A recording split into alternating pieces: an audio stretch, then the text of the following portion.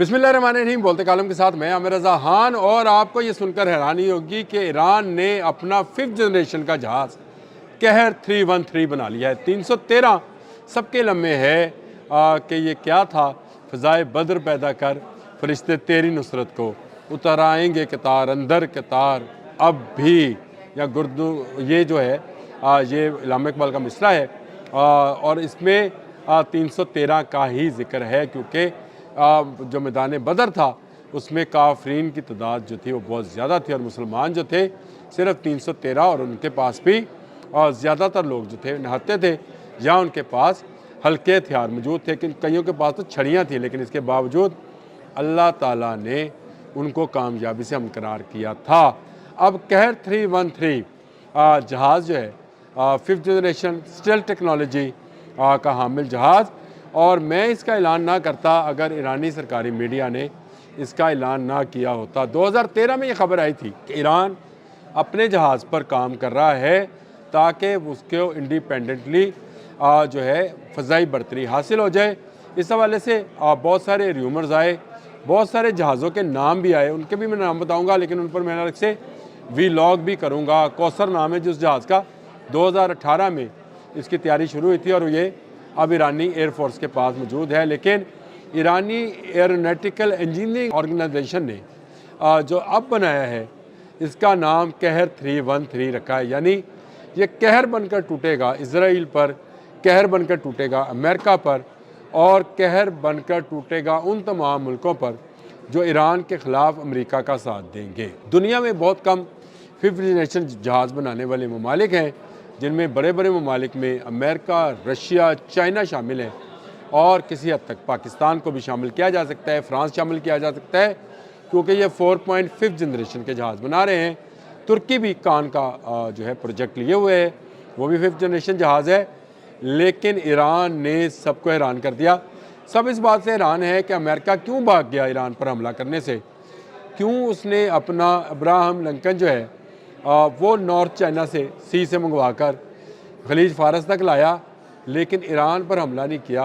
और उसकी बड़ी वजह कहर 313 जो है ये जहाज़ भी है जो कि मैंड भी है और अनमैंड भी है। यानी इस प्रोजेक्ट को शुरू किया गया था पायलट समेत जहाज़ पर, लेकिन अब इसको कन्वर्ट किया जा रहा है एक ऐसे ड्रोन पर जो कि इजराइल तक या बहुत दूर तक जो है ना सिर्फ बिना पायलट के जा सकता है बल्कि हमला भी कर सकता है। अब एयर टू एयर जंग में जो मुल्क बरतरी लेगा वही फातिहा कहलाएगा। अब जंग मई में आपने देख लिया पाकिस्तान ने बरतरी हासिल की थी भारत के ख़िलाफ़, तो आज तक हम फातिहा होने का एजाज़ अपने पास रखे हुए हैं। डोनाल्ड ट्रंप बार बार ये बात कहते हैं कि 8 जहाज़ गिराए, और हमने गिराए, हमने राफेल तैयारे गिराए, हमने उनका Su-30 गिराया, हमने उनका MiG-29 गिराया, और इसी वजह से हम फातिहा हुए। भाग गए तमाम वो जहाज़ जो पाकिस्तान की तरफ आ रहे थे, वापस भागे, और इतना दूर भागे कि वहाँ तक शायद कहते हैं कि जी पाकिस्तानी मिसाइल से नहीं आ सकते थे, जा सकते हैं, ये बात अलग कहानी है। लेकिन ईरान का कहर 313 एक ऐसा जहाज़ है जो स्टेल्थ टेक्नोलॉजी से लेस है, और इसमें जो है कोई पायलट नहीं है, बिना पायलट के है, एयर टू एयर फाइट के लिए मौजू है। और सबसे बड़ा जो ईरानी दावा करते हैं वो ये है कि ये पूरे का पूरा जहाज़ जो है उन्होंने ख़ुद बनाया है। मैंने ये कोशिश की कि तलाश करूं कि इसका इंजन शायद रशियन है, इसकी स्टेल्थ टेक्नोलॉजी किसी मुल्क से ली होगी, इसमें जो मिसाइल सिस्टम है वो भी शायद किसी और मुल्क से लिया होगा, लेकिन ऐसे कोई शवाहिद नहीं मौजूद नहीं है कि जिससे ये देखा जा सके कि ईरान ने ये टेक्नोलॉजी जो है किसी दूसरे मुल्क से मुस्तार ली है। और ये जहाज़ कौन कौन से मिसाइल रखता है और कैसे कैसे मिसाइल हैं, इसकी तफसील अभी ईरानी मीडिया ने जारी नहीं की है, बल्कि ये कहा है कि इस पर एयर टू एयर 6 मिसाइल जो हैं नस्ब किए जा सकते हैं। इसके अलावा इस पर बॉम्ब्स नस्ब किए जा सकते हैं।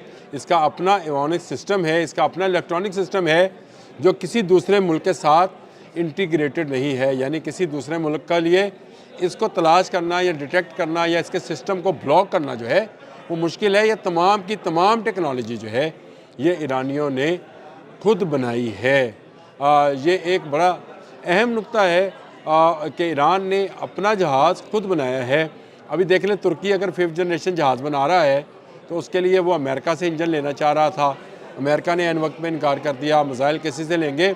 लेकिन कहा यह जा रहा है, जो माहिरीन है उन्होंने कहा कि इस पर जो एयर टू एयर मिसाइल हैं उनकी रेंज काफ़ी लंबी है, जिसको ईरान अभी रिवील नहीं करना चाहता।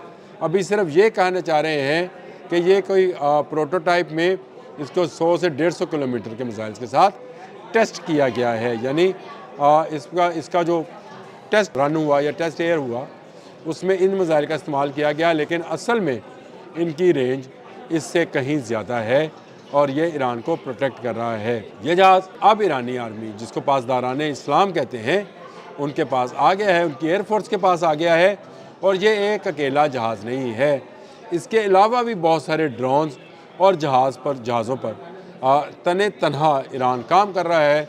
उस पर बंदिशें हैं, वहाँ पर टेक्नोलॉजी देने की बंदिशें हैं, और लेकिन इसके बावजूद ईरान अपनी ईजादात, दिफाई ईजादात जो है उससे पीछे नहीं हट रहा है। ईरान अपने मिसाइल्स बना रहा है।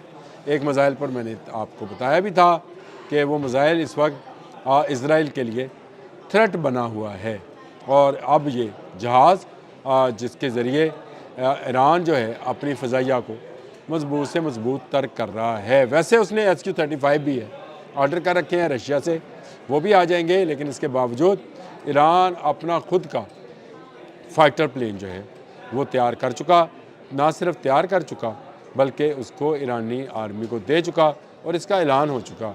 मीडिया में देखने में जहाज़ ज़बरदस्त लग रहा है और नज़र आता है कि जदीद जंगों में ये पायलट और बिना पायलट यानी मैंड और अनमैंड वर्जन्स के अंदर ईरानी इस्तेमाल कर सकते हैं। ईरान अपनी दिफा के हवाले से कभी आंखें बंद नहीं करता है। उसको पता है कि उसका दुश्मन करीब तरीन मौजूद है, अमेरिका है या इज़राइल है, लेकिन उन पर कहर ढाने के लिए उसने कहर 313 बना लिया है। अब तक के लिए इतना ही। अल्लाह हाफिज़।